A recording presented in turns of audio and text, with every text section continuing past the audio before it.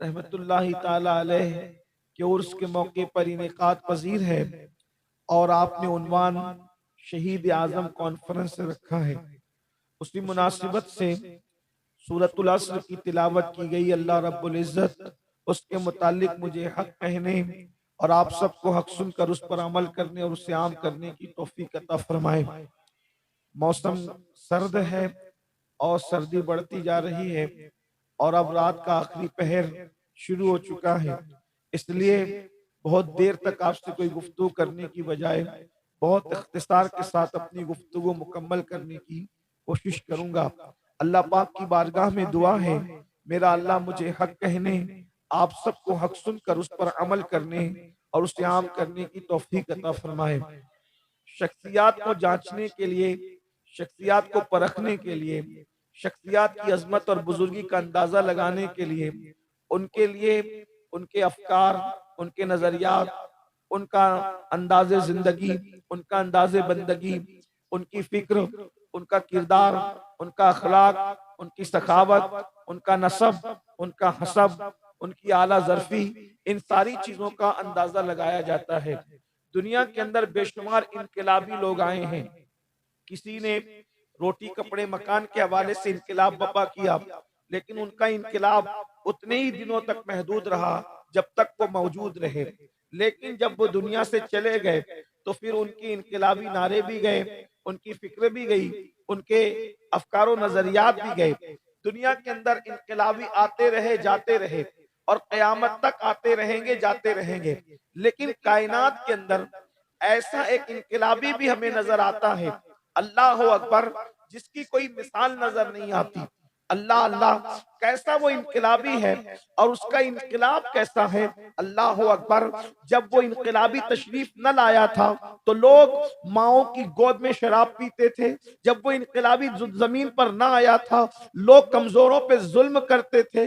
जब वो इनकलाबी दुनिया में ना आया था, अल्लाह अकबर, लोग बेटियों को जिंदा दफन कर देते थे। जब वो इनकलाबी दुनिया में ना आया था, लोग जानवरों के साथ जिना करते थे। जब वो इनकलाबी दुनिया में ना आया था, लोग औरतों को जुए में हार देते थे। जब वो इनकलाबी दुनिया में ना आया था, अल्लाह अकबर, लोग नंगे होकर काबे का तवाफ करते थे। और मशरियत को, अल्लाह अकबर, इंसानियत पर रहम आया और अल्लाह ने एक ऐसा इनकलाबी दुनिया में जलवगर फरमाया कि जब वो इनकलाबी आया, अल्लाह अकबर, आमिना की गोद में अब्दुल्ला का लख्ते जिगर बनकर रबीउल अव्वल की 12 तारीख को, जिसको दुनिया मुहम्मदुर रसूलुल्लाह के नाम से जानती है, अल्लाह अकबर, वो तशरीफ लाए और 23 साल की कलील मुद्दत में नंगे होके काबे का तवाफ करने वाली कौम को इतनी हया अता फरमाई कि अल्लाह अकबर, उनकी हया को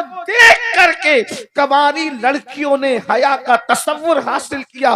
नमक और काफूर में फर्क न करने वाली कौम को खुदा की पहचान अता की। अल्लाह अकबर, खुदा की मारिफत अता की। शराब पीने वालों को मोहब्बत इलाही का शरबत का जाम अता फरमा दिया। अल्लाह अकबर, दुनिया पुकारने पे मजबूर हो गई। जो न थे खुद राह पर औरों के हादी बन गए। क्या नजर थी जिसने मुर्दों को मसीहा कर दिया। अंदाजा फरमाए, मुर्दों को जिंदा करना ये हजरत ईसा का मौजज़ा है। मुर्दों को मसीहा बना देना ये मुहम्मदुर रसूलुल्लाह का मौजज़ा।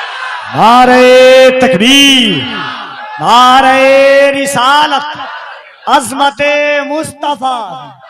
इसलिए कि मुर्दा जिंदा होकर फिर किसी मुर्दे को जिंदा नहीं कर सकता, लेकिन जब कोई मुर्दे को मसीहा बना दे तो फिर वो भी लोगों को जिंदा करने लगता है। ये मुस्तफा जान रहमत का मौजज़ा है। क्या नजर थी जिसने मुर्दों को मसीहा कर दिया।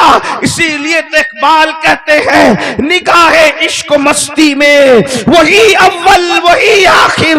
में मेरी तमहीदी गुफ्तगू आपको याद रखनी होगी। निगाहे इश्क मस्ती में वही अव्वल वही आखिर, वही कुरान वही फुरकान वही यासीन वही ताहा। अल्लाह अकबर, ये अल्लाह के रसूल का इनकलाब था। क्या हुआ? नाप तौल में कमी खत्म हो गई। अल्लाह अकबर। ऊंटनी पर आका अपने गुलाम को सवार करवा रहा है। ये इनकलाब है हुजूर का। अल्लाह अकबर। जब बच्चियों को जिंदा दफ्न करने वाले दूसरों की यतीम बच्चियों की परवरिश करने लगे हैं। ये इनकलाब है अल्लाह के रसूल का। ये इनकलाब है मुस्तफा जान रहमत का। शराब गंदलियों में नालियों में बहा दी गई है। अब कोई शराब को हाथ नहीं लगा रहा है। ये इनकलाब है मुस्तफा जान रहमत का। मगर याद रखें, कहते हैं ना कि बहार जब आती है तो अल्लाह अकबर खिजा लाने की कोशिश की जाती है। चमन जब सजता है तो उजाड़ने की कोशिश की जाती है। खुशियों को नजर बद लगाने की कोशिश की जाती है।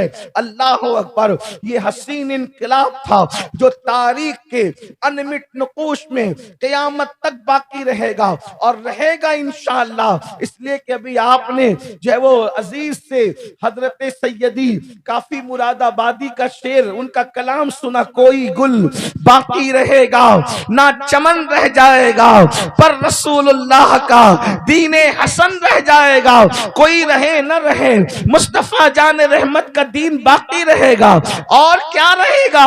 अल्लाह अकबर कहते हैं सब फना, वो कहते हैं बड़े मजे में फरमाते हैं, नाम शाहाने जहां मिट जाएंगे लेकिन यहाँ, नाम शाहाने जहां मिट जाएंगे लेकिन यहाँ, हश्र तक नामो निशाने पंजतन रह जाएगा।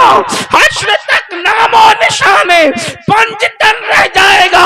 ये कलाम किसने लिखा है मेरी कौम के जवानों, और कब लिखा है?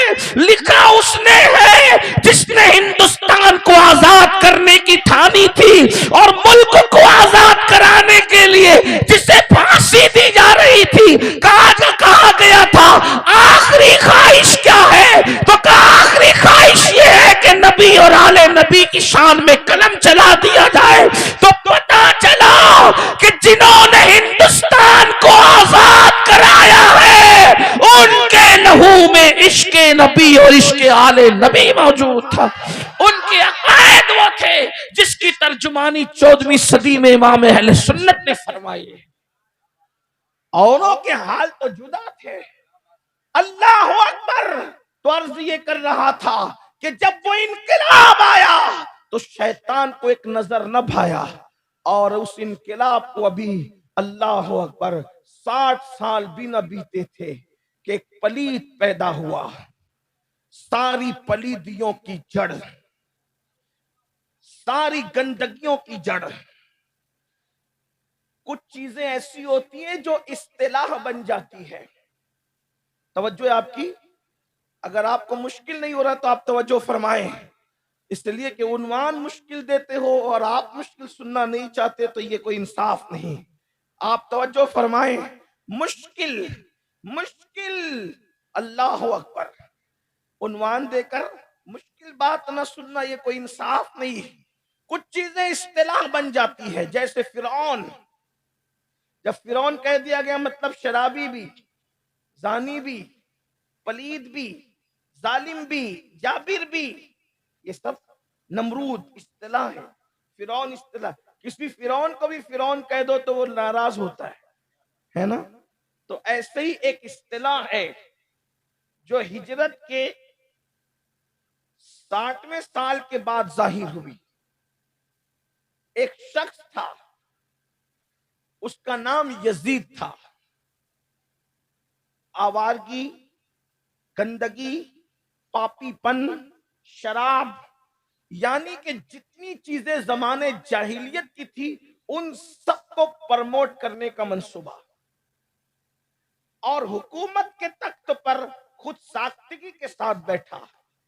इमाम हुसैन रज़ी अल्लाह ताला की शान ये है कि वो अपने दौर के इतने बड़े मुफक्किर, मुदब्बिर और दूरअंदेश है कि और लोगों की नजर यजीद के किरदार के हवाले से 3 साल के बाद जहां पहुंची दौरे ताबईन में, इमाम अली मकाम ने उसको बहुत बरसों पहले महसूस कर लिया था। आप गौर फरमाएं। और इमाम हुसैन के मुतालिक ये जो बात कही जाती है कि वो हुकूमत के लिए जा रहे थे। हमने कहा नादान, जब गरीब नवाज को हुकूमत नहीं चाहिए तो गरीब नवाज तो गदाए हुसैन है, गरीब नवाज तो शहजादा हुसैन है। अरे इससे बढ़कर माहौल की साजगारी क्या हो सकती थी। अल्लाह अकबर कि गौरी को बुला के कहते कि इसको कत्ल करो और तुम बादशाह बनो, तो गरीब नवाज खुद कत्ल नहीं कर सकते थे? बुलाया क्यों? तो बता रहे हैं हम बादशाह बनने के लालची नहीं हैं, हम तो किंग मेकर हैं, हम तो बादशाह बनाने वाले हैं, हमें बादशाह से क्या लेना देना। आप अंदाजा करें, गौर फरमाएं, जिसे ख्वाजा उस्मान हारूनी की नजर तैयार करे उसकी नजर में दुनिया इतने हेच है, तो जिसको रसूलुल्लाह ने तैयार किया हो और वो भी किस शान से तैयार किया हो, अल्लाह अकबर। सिर्फ निगाह डाल दे तो लोग बदल जाते हैं, लेकिन मेरे नबी ने जो इमाम हुसैन को तैयार किया था, पहले ही दिन जिस दिन इमाम की विलादत हुई है उसी दिन इमाम हुसैन को अपनी गोद में लिया है और गोद में लेकर अल्लाह अकबर, अरे घुट्टी देने का ये अंदाज कहीं और भी देखा है? इस मोहब्बत की जलवागरी तो कोई देखे। अल्लाह अकबर, घुट्टी देने वाला जब घुट्टी देता है, घुट्टी का मतलब बच्चे को जो पहली गिजा दी जाती है, कोई खजूर चबा के देता है, कोई शहद लगा कर देता है, अल्लाह अकबर। लेकिन देते किस तरह है? उंगली में शहद लिया, लेकर के मुंह में डाल दिया, अल्लाह अकबर, खजूर चबाया, चबा कर मुंह में डाल दिया। लेकिन जमीन के ऊपर ये घुट्टी कैसे दी जा रही है और किस शान से दी जा रही है? अल्लाह अकबर। अल्लाह के रसूल ने मखदूमाए कायनात, सैयदाए कायनात के शहजादे को, इमाम हुसैन को अपनी गोद में लिया और अपनी जबान को इमाम हुसैन की मुंह में दाखिल कर दिया। वो जबान क्या है? मेरे इमाम कहते हैं वो जबान जिसको सब कुन की कुंजी कहे, उसकी नाफिज हुकूमत में लाखों सलाम। वो दहन जिसकी हर बात तो वही है खुदा, चश्मे इल्म हिकमत में लाखों सलाम। अल्लाह अकबर। वो जबान रिसालत रसूलुल्लाह ने इमाम हुसैन के मुंह में दी और हुसैन पाक नाना की जबान मुंह में लेकर ऐसे चूसने लगे जैसे कोई बच्चा माँ का दूध पीता है। माँ के दूध से पहले जिसे रसूलुल्लाह की जबान चूसने का शरफ नसीब हुआ हो। आखिर लोग देख रहे हैं हुजूर मुंह में जबान देकर घुट्टी दे रहे हैं, लेकिन आपको बताऊं क्या हो रहा है? हुजूर जबान से अपने सीने के राज को, उलूम को, मारिफत को इमाम हुसैन के सीने में मुंतकिल फरमाए। अंदाजा फरमाए क्यों? क्योंकि काम बड़ा लेना था तो जात भी बड़ी बनानी थी, काम बड़ा लेना था, जात भी बड़ी बनानी थी। इनकलाब हुजूर ने पैदा किया था, हुजूर की निगाह नबूवत देख रही थी, इस इनकलाब को डैमेज करने की कोशिश की जाएगी। तो वो यजीद पलीद, अपने दौर का कमीना इंसान, जब रसूलुल्लाह के दीन पे शबको मारेगा तो उसके पैदा होने से पहले अल्लाह ने इस जात को पैदा किया। मतलब क्या? अंधेरे की पैदाइश से पहले उजाला पैदा हो रहा है, गंदगी की पैदाइश से पहले पाकीज़गी पैदा हो रही है। अंदाजा फरमाए, बदबू के पैदा होने से पहले खुशबू पैदा की जा रही है, बातिल के पैदा होने से पहले हक का इंतजाम किया जा रहा है। अल्लाह अकबर। और फिर इमाम को जिस मकसद के लिए तैयार किया गया था और किस शान से तैयार किया गया था, देखें, इनकलाब पैदा करने वाला बेमिसाल, अब उस इनकलाब को बचाने वाला भी तो कोई बेमिसाल चाहिए।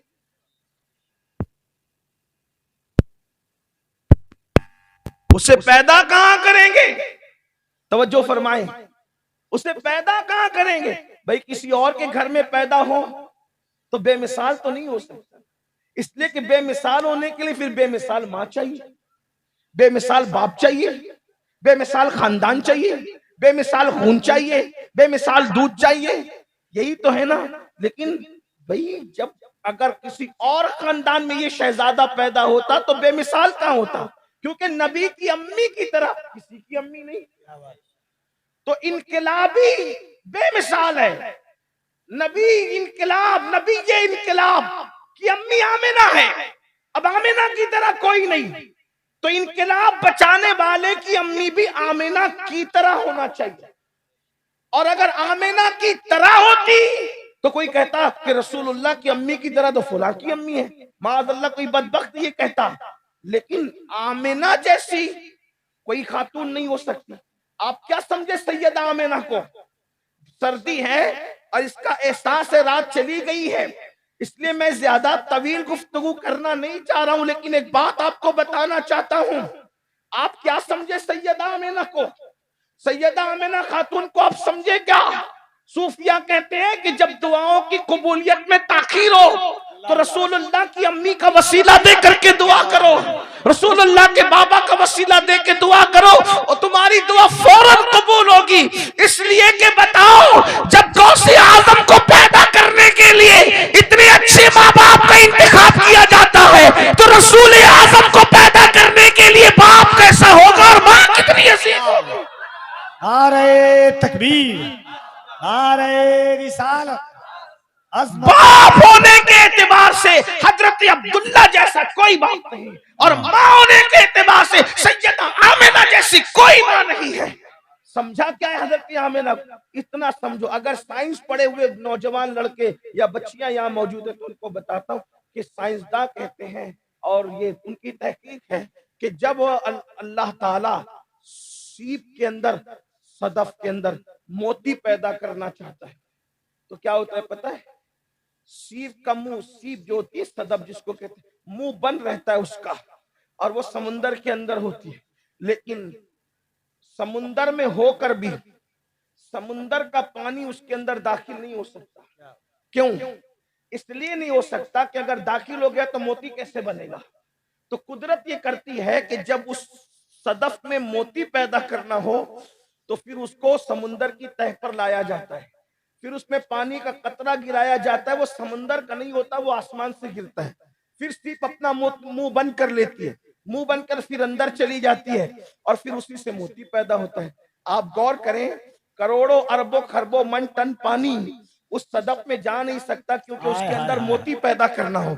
आप अंदाजा फरमाएं, जिस सदफ के पेट से मोती पैदा करना हो अल्लाह पाक समुंदर में रख कर भी उसको पानी से इस शान से हिफाजत अता फरमाता है। गौर करें, जिस सदफ के पेट से मोती पैदा करना हो मशीयत उसकी इतनी हिफाजत करती है, और जिस शिकम से अपना महबूब पैदा करना हो कुदरत ने उसकी हिफाजत कैसे की होगी। वाह वाह, क्या तहारत होगी, क्या पाकिज़गी होगी, क्या किरदार होगा कि नबी की अम्मी जान है, नबी के बाबा जान है, और जमाने में माँ होने के एतबार से कोई आमिना की तरह हो नहीं सकता। तो इनकलाब को बचाने के लिए जो पैदा होगा उसकी माँ आमिना की तरह होनी चाहिए, और वो हो नहीं सकती मगर हो गई इसलिए कि आमिना के बेटे से पैदा हुई, हजरत आमिना के बेटे से पैदा हुई। और वो कौन थी? वो थी सैयदा फातिमतुज़ ज़हरा, और हुजूर ने उनका लक़ब दिया था उम्मे अबीहा, तू मेरी माँ जैसी है, तू मेरी माँ जैसी है। क्योंकि रसूलुल्लाह की अम्मी को लोगों ने नहीं देखा, और रसूलुल्लाह की अम्मी होने के थे ज्यादा दिन तक की हयात ही ना रही, इसलिए उनका तकवा, उनकी परहेजगारी, उनकी जिंदगी किसी को मालूम ही नहीं है। जब मालूम ही नहीं तो हुजूर ने क्या फरमाया? फातिमा उम्मे अबीहा, उम्मे अबीहा, ये अपने बाप की माँ की तरह है। यानी अगर किरदार आमिना देखना है तो फातिमा को देख लो, और फातिमा को देखना है तो आमिना को देख लो। हाय हाय, वाह वाह वाह, ये किरदार है, ये शान है। तो अल्लाह पाक ने ऐसी हस्ती को पैदा करने के लिए ऐसी माँ, और बाबा मौला अली जैसा, और नाना रसूलुल्लाह जैसा, और नानी खदीजतुल कुबरा जैसी, और फिर उस इनकलाबी को हुजूर ने तैयार किया, अपनी जबान चुसाकर, अपने कंधों पे बिठाकर, अपने अखलाक से मुज़य्यन करके, अपने किरदार से मुज़य्यन करके, और फिर इमाम आली मकाम उस इनकलाब के तहफ़्फ़ुज़ के लिए तैयार किए गए। बस अपनी गुफ्तगू को बेंड की तरफ पहुंचाते हुए, जब उस इनकलाब को बचाने के लिए इमाम मैदान में आए तब लोगों को समझ में आया कि इमाम की हस्ती करना है, इमाम हुसैन इमाम जमाना है, इमाम हुसैन इमाम जमाना है। कुरान सिफत बयान करता है जमाने के अजीम तरीन मोमिन की, वल असर, जमाने महबूब की कसम, इन्नल इंसान लफी खुस्र, इंसान घाटे में है। क्या सब घाटे में है? नहीं, तफरीक कर दी।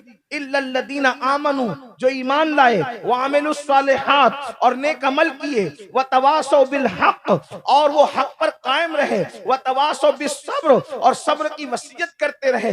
अब अंदाजा फरमाए, जिस इमाम आली मकाम का जिक्र करते हो, जिनका जश्न मनाते हो, जिनको शहीद आजम कहकर जिनके नारे लगाते हो, जिन पर तन मन धन कुर्बान करने की बात करते हो, मुसलमानों याद रखो, ये वो मोहब्बत है जो इंशाअल्लाह हमें जन्नत तक ले जाएगी। हजरत अजमल सुल्तानपुरी ने बहुत अच्छी बात कही थी, कहा था कि कहते हैं जब से मिला है दामन आले रसूल का, जब से मिला है दामन आले रसूल का, बेफिक्र हो गया हूँ शफाअत की फिक्र से, बेफिक्र हो गया हूँ शफाअत की फिक्र से।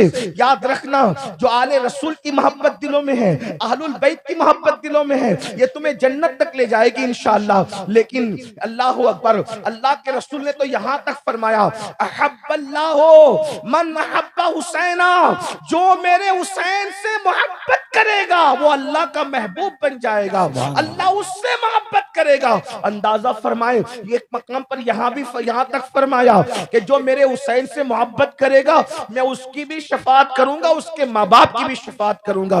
बड़ी नेमत है, बड़ी दौलत है। लेकिन ए हुसैनियों, ए अली वालों, ए पंजतनियों, ए सहाबा और खुलफाए राशिदीन को मानने वालों, वो रसूलुल्लाह का इनकलाब जब उसको आग लगाने की उस पलीद ने मुनज्जम तौर पर कोशिश की, तो उस वक्त इमाम आली मकाम चैन से नहीं बैठे, बेचैन हो गए, बेकरार हो गए, मुस्तरिब हो गए। मतलब क्या? गुफ्तगू का आखिरी हिस्सा दिल के कानों से सुनना। इसलिए कि फिर कहता हूं, जलसों का मकसद यही है जिसकी तरफ हम जा रहे हैं। मतलब क्या हुआ? अल्लाह अकबर, कलेमा पढ़ने के बाद जब लोगों को दीन से दूर करने की कोशिश की जा रही थी, शराब को, जुए को प्रमोट किया जा रहा था, बेनमाजीपन को प्रमोट किया जा रहा था, दीन से लोगों को बदगुमान करने की कोशिश की जा रही थी, बातिल को हक में शामिल करने की कोशिश की जा रही थी। उस वक्त इमाम आली मकाम ने क्या स्टैंड लिया? आपने क्या फैसला किया?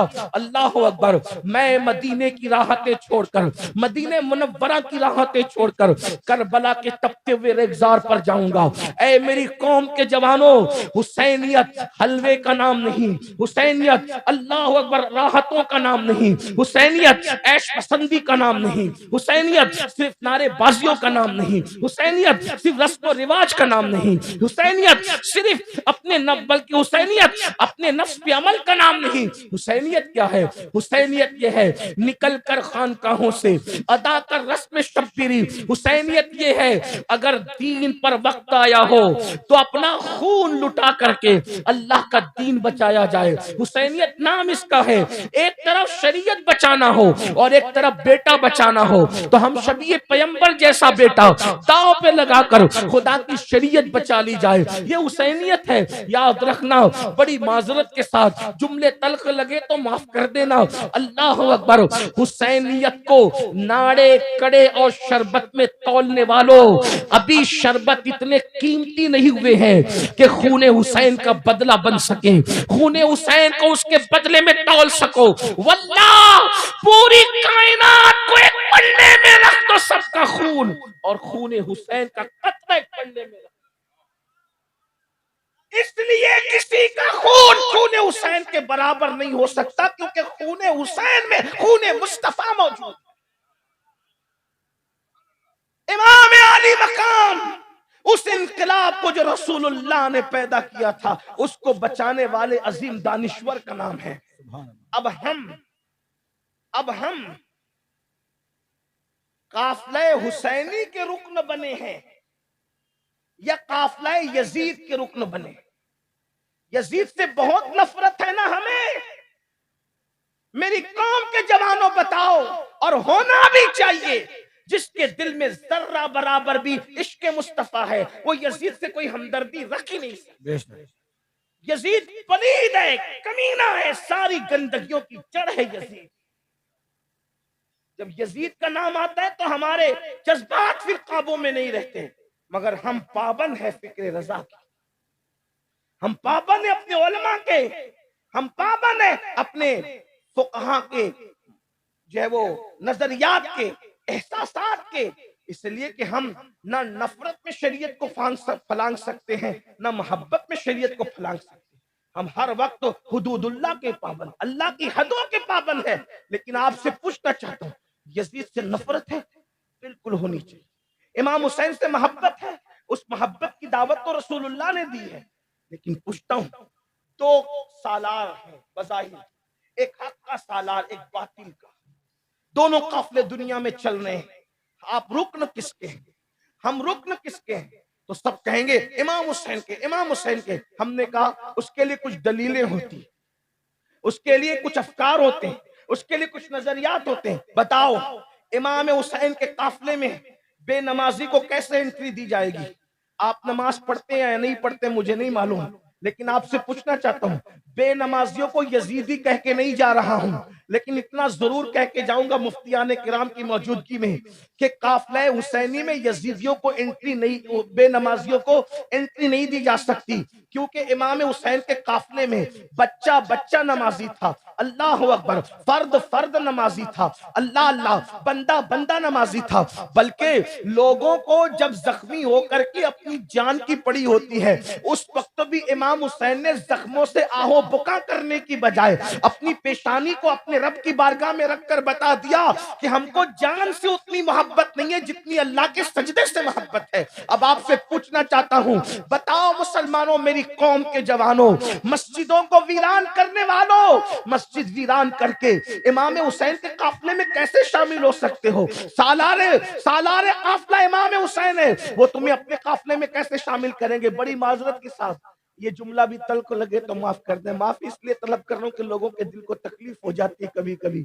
याद रखना, आपका और मेरा पीर भी हमें काफिला हुसैनी में उस वक्त तक शामिल नहीं कर सकते। जुमला याद रखना, आप किससे मुरीद है मुझे नहीं मालूम, लेकिन इतना जरूर करें, आपका मेरा पीर भी हमें काफिला हुसैनी में उस वक्त तक शामिल नहीं कर सकते जब तक इमाम हुसैन ना चाहे। क्योंकि आपका पीर भी पाबंद है इमाम हुसैन के, मेरा पीर भी पाबंद है इमाम हुसैन का।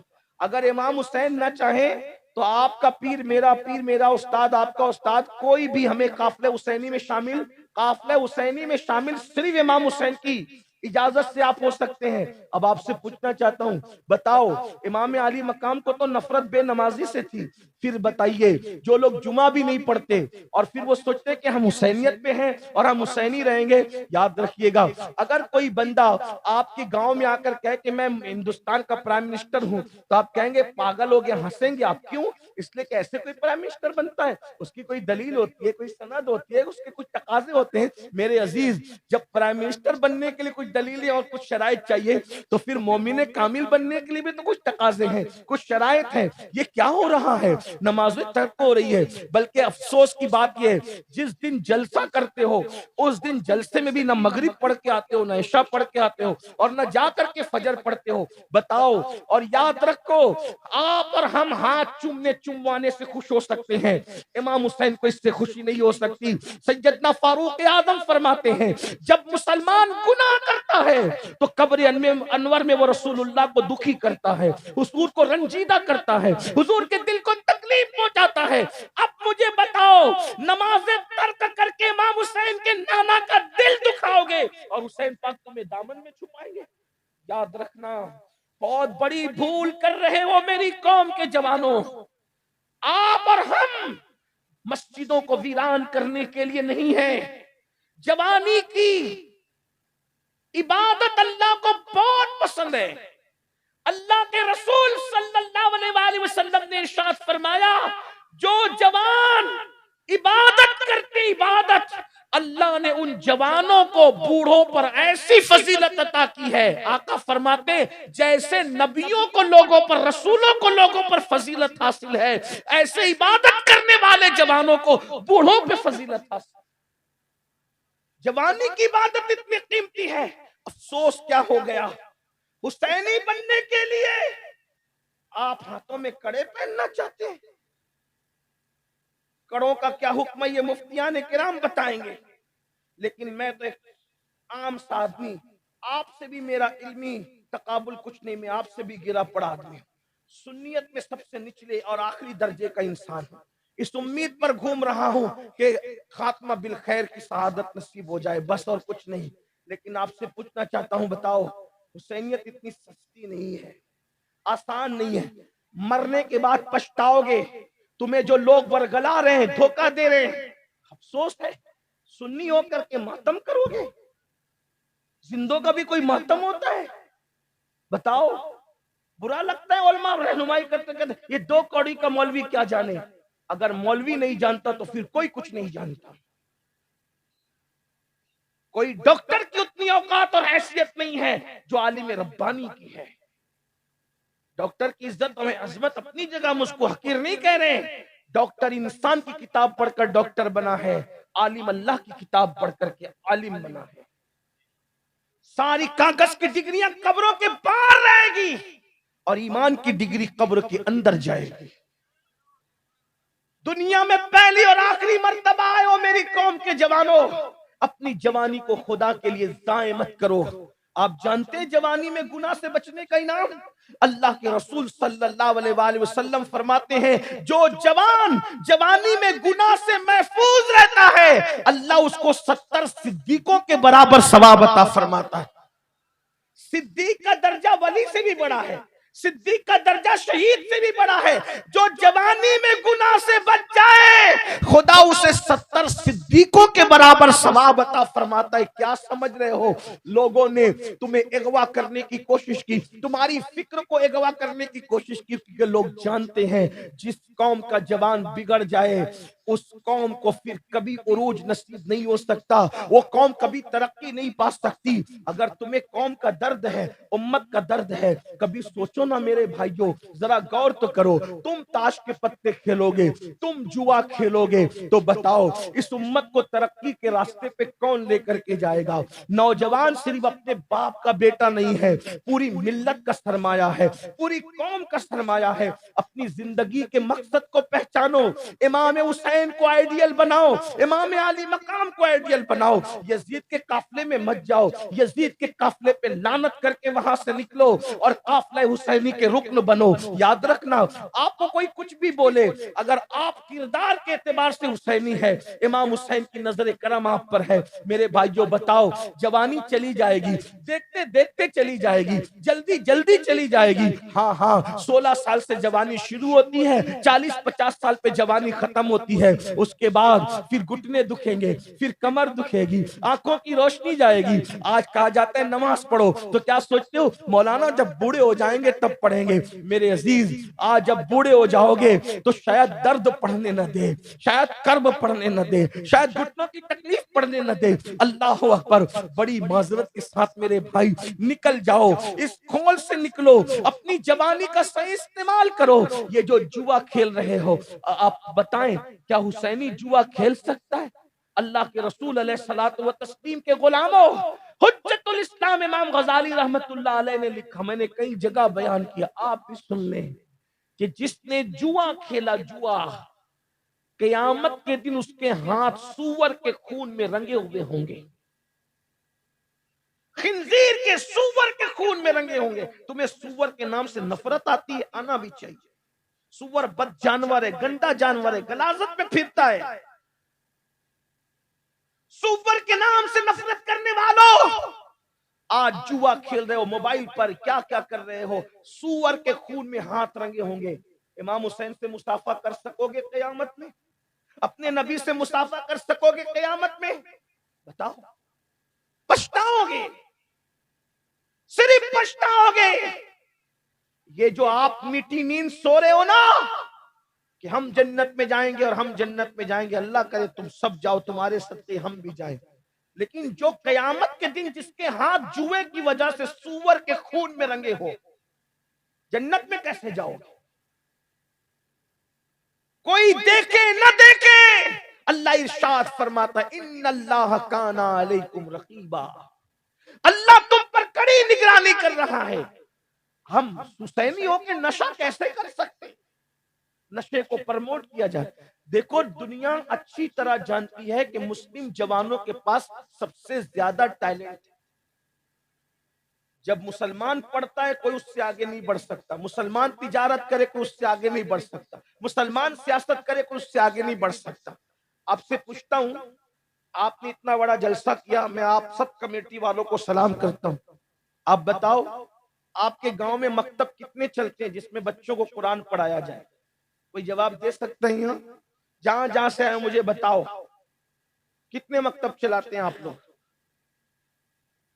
उलमाए किराम में से मैं रहनुमाई चाहता हूं, इस गांव में कितने मकतब चलते हैं कुरान पढ़ाने के लिए?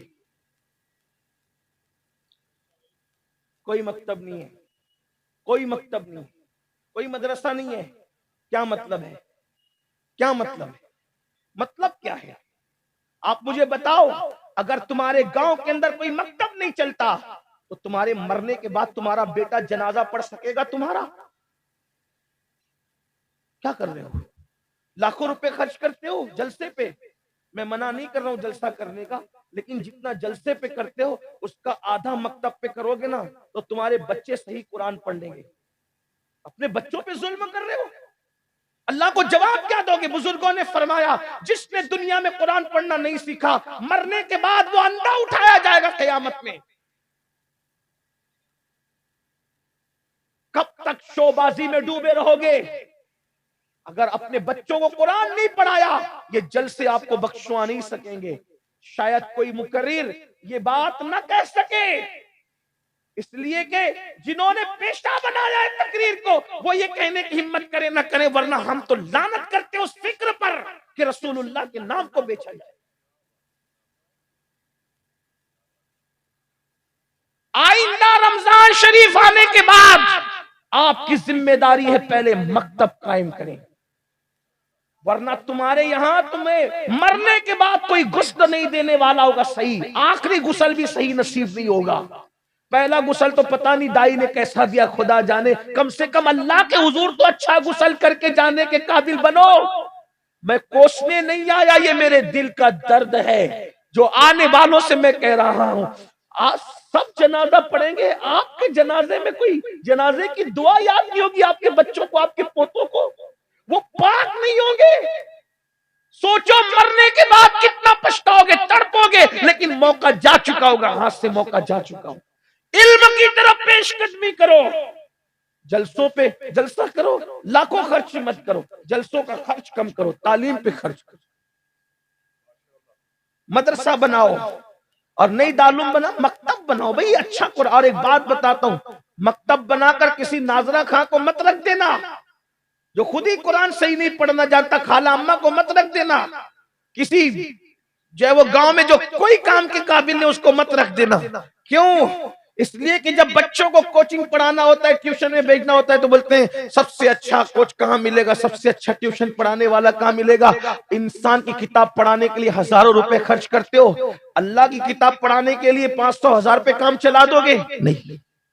बेहतरीन कारी कुरान रखो जो मखरज के साथ कुरान पढ़ना जानता हो, पढ़ाना जानता हो, ताकि आपका बच्चा बच्चा कुरान सही पढ़ सके। सोचो ना, मरने के बाद आप बताओ, अगर सब जनाजा पढ़े और आपका बेटा जनाजा ना पढ़े, कितनी दर्दनाक सूरत। आप हुसैनी कहते हैं, मैं बाप से पूछता हूं इमाम हुसैन के घर में अनपढ़ कौन है? बताओ, मेरा चैलेंज है। अनपढ़ तो किसी का बाप भी नहीं बता सकता।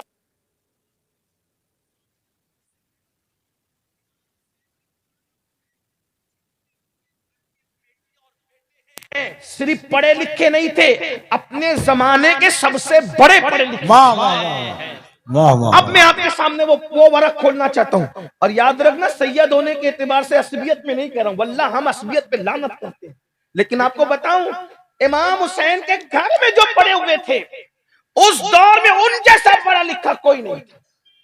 आइए देख लीजिए, अल्लाह अकबर, ये इमाम ज़ैनुल आबिदीन है। इमाम ज़ैनुल आबिदीन, इनसे बड़ा दौरे ताबईन में आपको पढ़ा लिखा मिले तो बताइए। उसके बाद इमाम बाकिर, इनका नाम बाकिर नहीं है, इनको बाकिर कहा जाता है। बाकिर का माना कभी सोचा?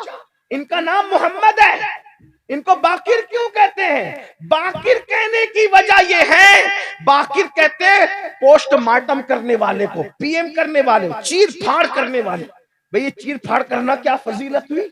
बाकिर बाकिर कह रहे हो, चीर फाड़ करने वाला, चीर फाड़ करने वाला। कभी सोचा ये चीर फाड़ करने वाला क्यों कहते हैं? जब इमाम मोहम्मद बाकिर के सामने कोई मसला पेश किया जाता तो इतनी बारीकियों से उसको समझा देते कि लोग कहते हैं इन्होंने तो मसले का पोस्टमार्टम कर दिया, इसका जो है वो चीर फाड़ करके रख दिया, यानी दाएं बाएं सुगरा कबरा हद्दे और सब के सब समझा करके रख दिया।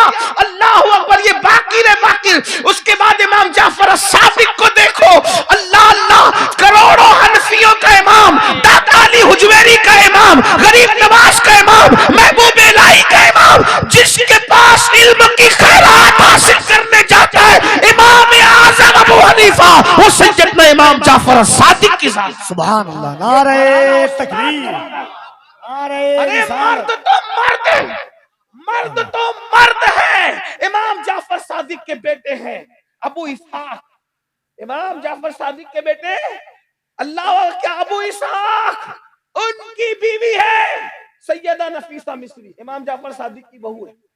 और ये नफीसा मिस्री कौन है पता है? ये हुसैनी खानदान की बहू है और इमाम हसन के घर की बेटी है, जिसे दुनिया नफीसा मिस्री के, नफीसतुल इल्म। अपने शौहर के साथ मदीने मुनव्वरा से हिजरत करके मिस्र आई।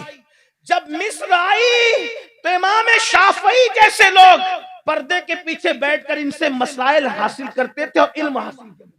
मुज्तहिद मुतलक को पढ़ाने वाली नबी के घर की बेटी है, नबी के घर की बहू है। हम क्या जाने, उन्होंने इल्म पे इतनी मेहनत की। फिर उसके बाद इमाम अली रजा को देखें, वो इमाम अहले सुन्नत ने फतावा रज़विया शरीफ में लिखा है, लोग भागते फिरते थे हदीस सुनने के लिए इमाम अली रजा से।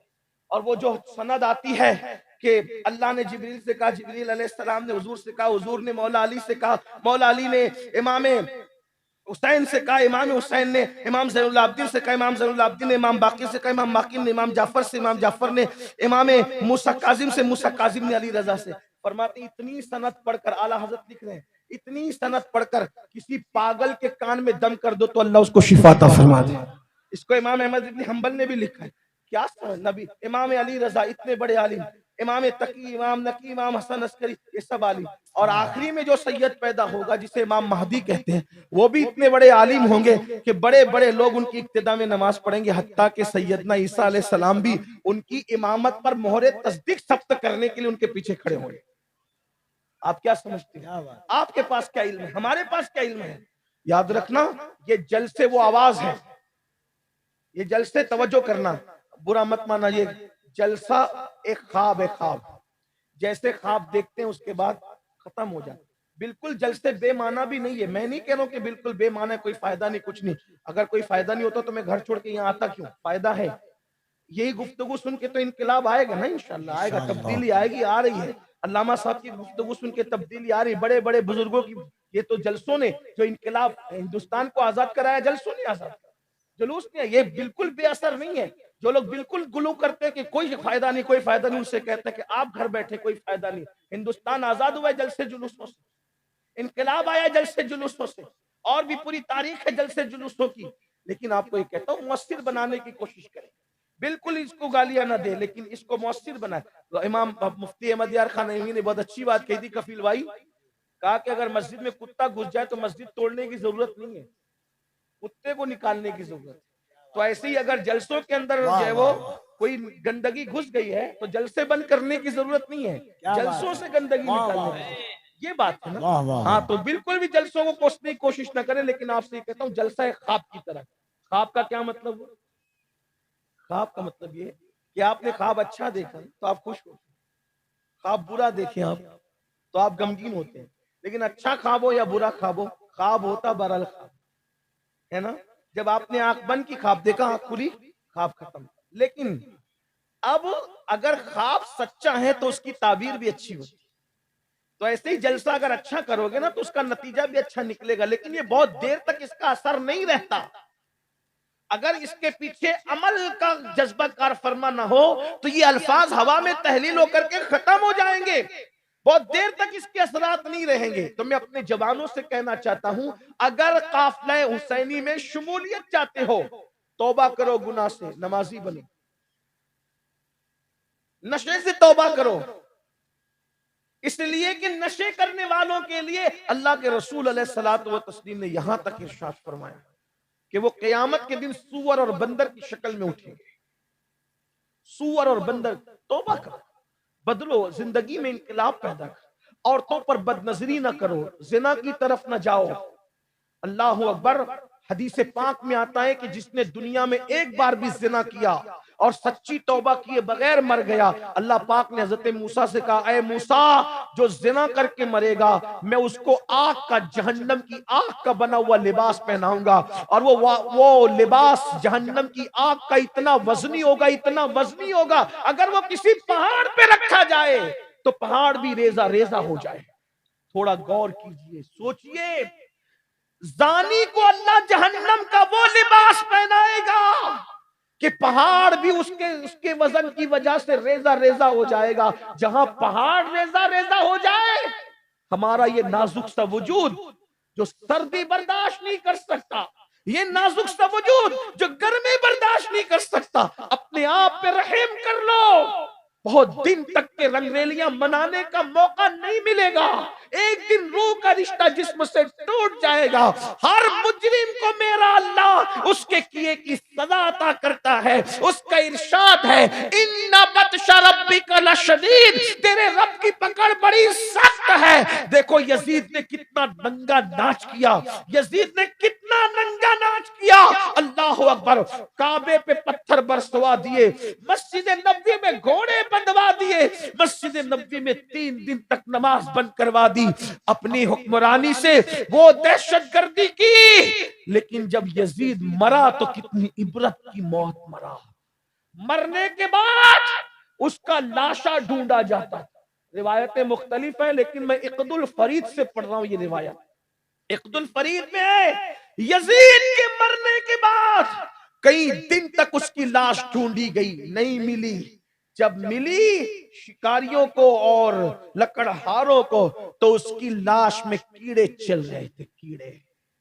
अल्लाह के दीन का जो मजाक उड़ाएगा वो इबरत बनेगा। इसलिए जवानी का मिसयूज मत करो, जवानी का गलत इस्तेमाल मत करो। अल्लाह ने जवानी दी है, औरतों पे पाप की नजर डालने के लिए नहीं दी है, और नजरों की हिफाजत के लिए दी है। जवानी दी है रात के 3-3 बजे तक जग करके मोबाइल पर गेम खेलने के लिए नहीं दी है, बल्कि इबादत करने के लिए दी है। दुरूद शरीफ पढ़ो, दुरूद शरीफ की आदत बनाओ, बदलो, जिंदगी में इनकलाब पैदा करो, जिंदगी में तब्दीली पैदा करो।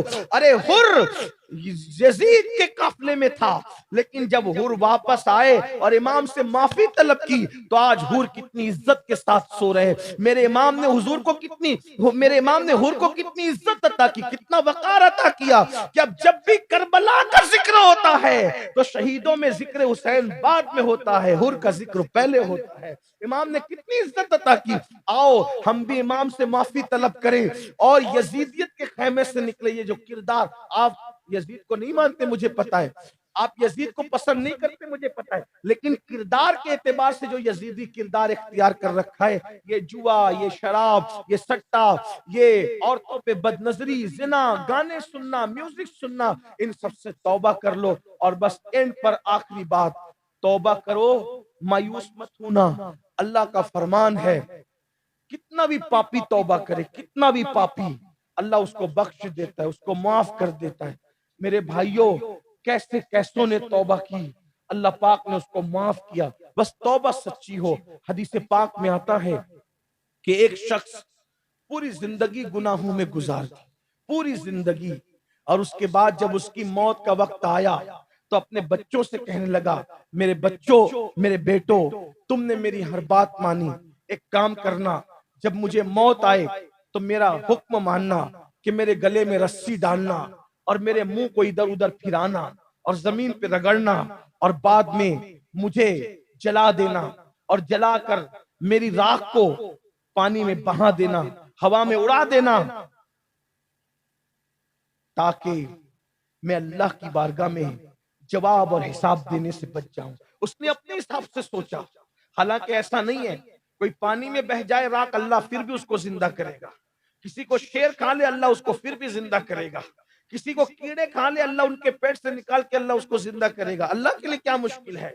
जिसने पहली मर्तबा पैदा करना जिसके लिए कोई मुश्किल नहीं था, दूसरी बार पैदा करना उसको क्या मुश्किल है। जो कुन कहकर आसमान बनाता है, कुन कहकर जमीन बनाता है, कुन कहकर सूरज चांद सब बनाता है, उसको क्या मुश्किल है। उसने तो अपने अंदाज में सारी राख उड़वा दी, बहा दी, सब कुछ बिखेर दिया।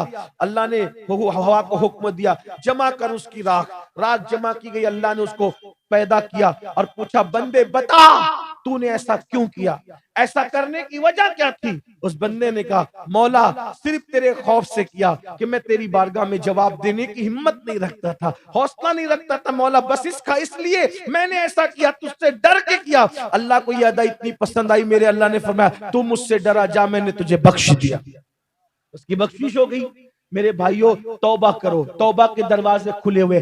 जलसे इसलिए नहीं भीड़ जमा करें, शोर शराबा करें, घर चले जाएं। जलसे इसलिए बदले, जिंदगी बदले। मेरे भाइयों, हमें नहीं पता आपको मौत कब आएगी, हमें कब आएगी नहीं पता। अल्लाह आपको बहुत लंबी उम्र दे, हमारी दुआएं। अल्लाह आपकी नस्लों को लंबी उम्र दे, हमारी नस्लों को हमारी दुआएं। लेकिन आपसे कहता हूं, कल की बात करते हो, पल की खबर नहीं।